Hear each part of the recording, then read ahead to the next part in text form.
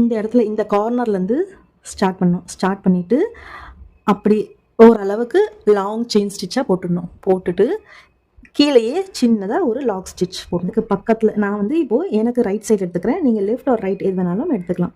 So சின்னதாக ஒரு chain stitch, அதாவது இந்த லைனுக்குள்ளே ஒரு செயின் ஸ்டிச், லைனுக்கு வெளியே ஒரு லாக் ஸ்டிச், அப்படியே கீழே ரிவர்ஸில் வந்துட்டு ஒரு செயின் ஸ்டிச், குட்டியாக லாக் ஸ்டிச்.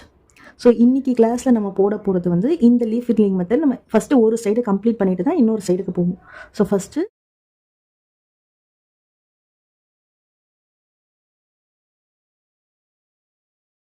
ஸோ இதே மாதிரி போட்டு இப்போ நம்ம வந்து இந்த ஸ்டிச்சோட எண்டுக்கு வந்தாச்சு, ஓகேவா? பட் சென்டரில் பார்த்தீங்கன்னா நமக்கு அதுக்கு மேலே கீழே போக முடியாது, ஓகேவா? இப்போ நம்ம வந்து எப்படி அட்ஜஸ்ட் பண்ணணும்னா, இந்த சைடில் போட்டுட்டு ஒரு செயின் ஸ்டிச், ஒரு லாக் ஸ்டிச் போட்டோம் இல்லையா? போட்டுட்டு நம்ம அந்த சென்டர் லைனில் வைக்காம கொஞ்சம் இந்த இடத்துல வைக்கணும், ஓகேவா? இந்த மாதிரி வைக்கும்போது வந்து நமக்கு ஈக்குவலாக அந்த இடத்துல வந்து பிளேஸ் வந்து பேலன்ஸ் ஆகிடும். இங்கே ஒரு செயின் ஸ்டிச். ஸோ இந்த இடத்துல நான் வந்து ஒரு என் நாட் போட்டு முடிச்சுக்கிறேன்.